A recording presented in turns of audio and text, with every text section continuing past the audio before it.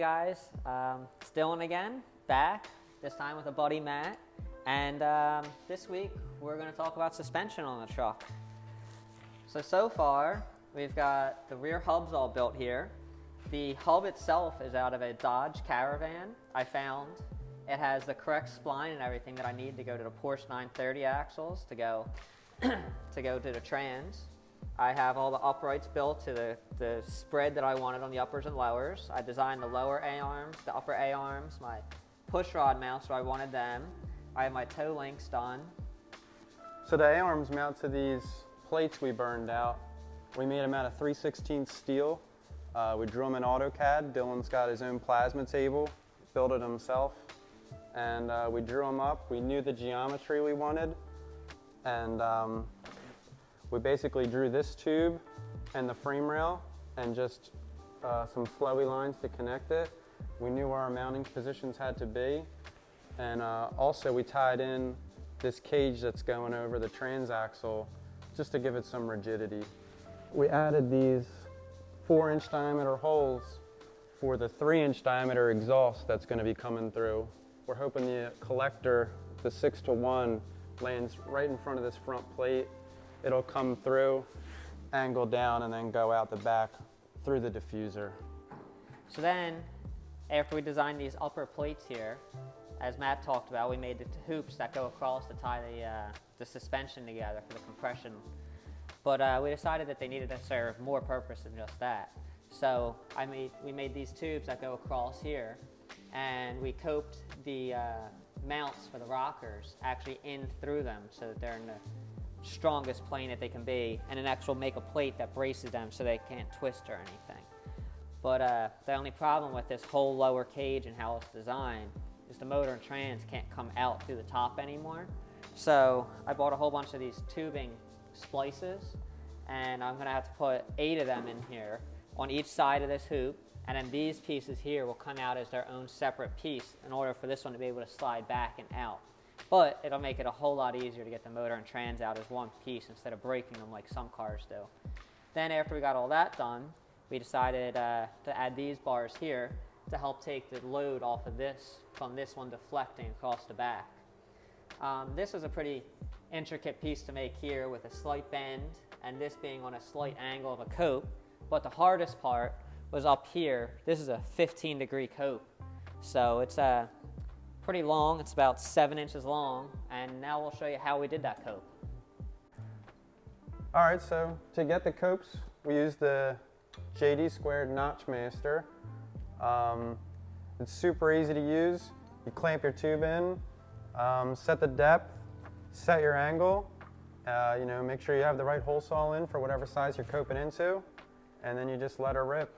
But one change we did to our notch master is we found this company called Swag Off Road that makes a piece called the Reach Around, which changes the original notch master from only going to 50 degrees to I can go all the way to 0 if I wanted and cope actually through the pipe, which is the only way you're going to get those 2 big long copes I did at 15 degrees for the upper cage. Good. So after I had the upper and lower A-arms designed, I made them on the same plate that I used to make the front A-arms. I figured out the geometry and how much travel I wanted, which was about 5 inches of up and down in the back from fully extended to fully compressed.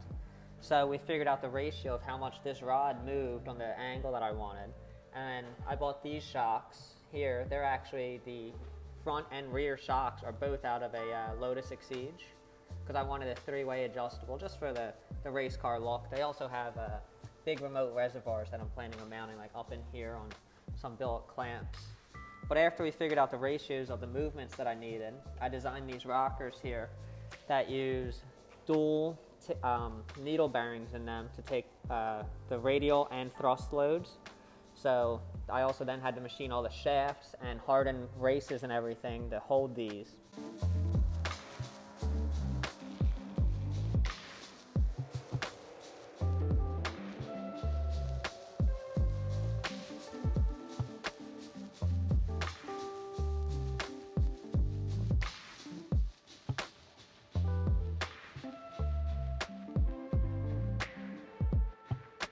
Here's one of the shafts all done. It has the lower washer for the side thrust. Then it has the radial load washers. These go on. Okay. And then I made these little caps here out of stainless just to give it a nice look with a recessed Allen head inside.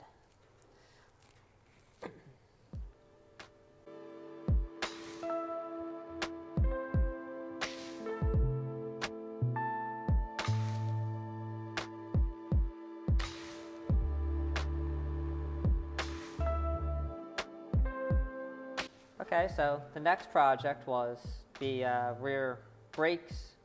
I bought a whole setup from Willwood. It's actually the same setup that I used in the front for the Miata.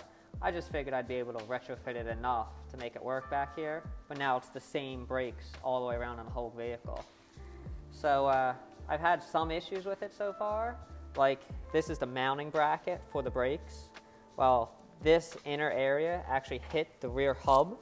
So I chucked it up in the milling machine, took it out to the 6-inch OD circle like that was, and so far it fits.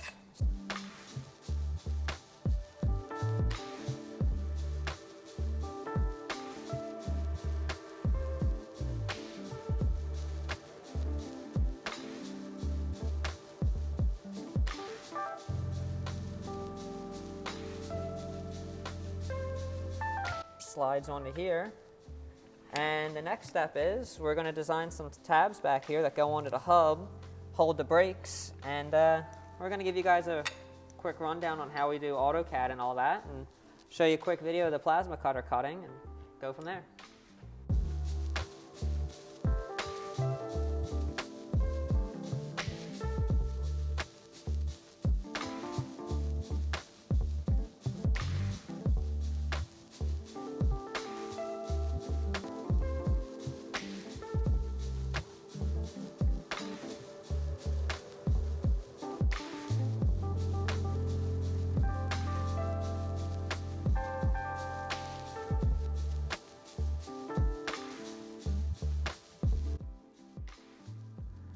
So you saw us burn out the tabs on the plasma table. They're out of 3/16 steel. We punched them with a 12mm hole for the 12mm mounting bolts. All that's left to do is bolt them on, tack weld it up, and let her rip.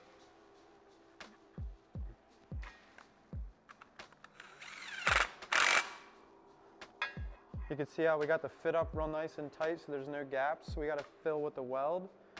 And the pads are sitting right where we want them to be.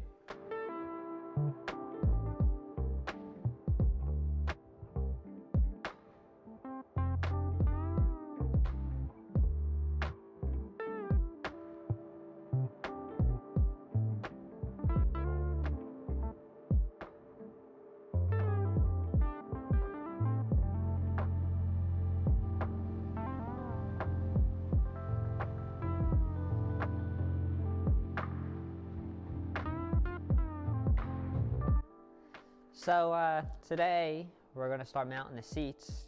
You can see we got these tubes in across here. The reason they're right here is we decided to change up the seating position from a normal car a little bit.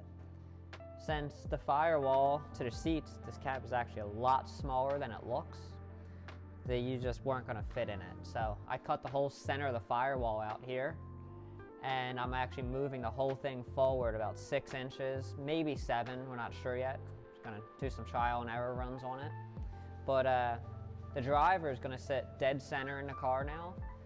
So that's why the mounts are here, and it's gonna have just a little passenger seat, just like a little sheet metal seat off to that side. And then over here, the dash is actually gonna flow and wrap around the side of you, and then I can hide all the electronics and everything back here underneath the dash.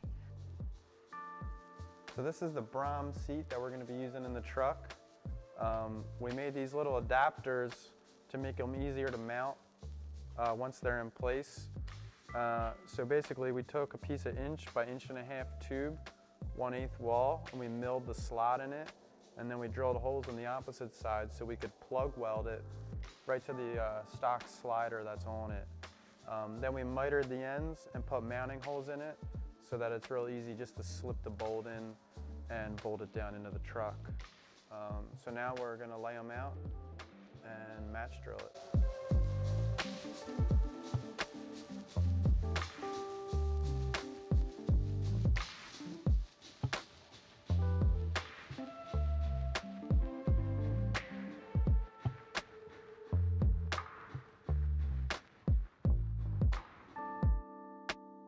So that's it for this week.